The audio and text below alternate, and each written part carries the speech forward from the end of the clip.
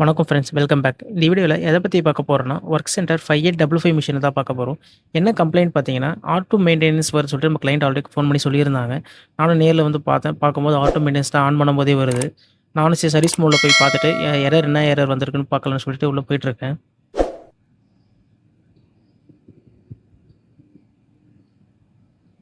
Fault history touch பண்ணிங்கன்னா உங்களுக்கு history வந்துடும். அதில் பார்த்தீங்கன்னா ஹை வோல்டேஜ் பவர் சப்ளை சொல்லிட்டு வந்திருக்கு. அது என்ன ரீசன் பார்த்தீங்கன்னா, ட்ரான்ஸ்ஃபர் ஒயர் பார்த்தீங்கன்னா அதிகமாக வோல்டேஜ் வந்து கொடுத்துட்ருக்கு.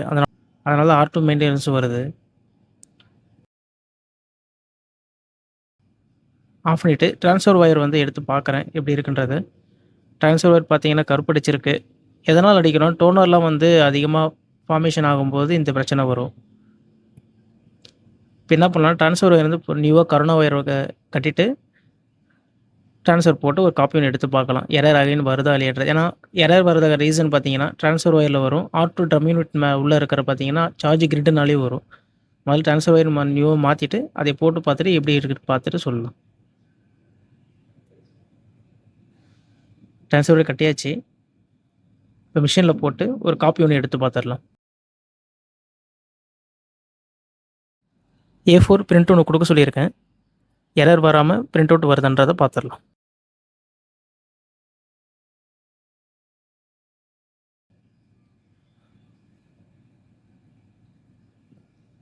காப்பி கரெக்டாக வந்துட்டுருக்கு. இப்போ ஆட்டோ மெயின்டெனன்ஸ் வந்து பார்த்தீங்கன்னா ஆன் பண்ணும்போதே வந்துடும்.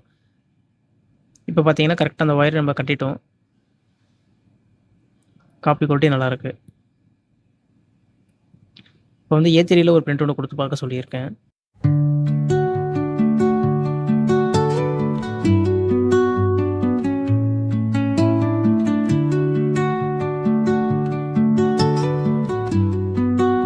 ஓகே ஃப்ரெண்ட்ஸ், நம்ம A3லையும் கொடுத்து பார்த்தாச்சு.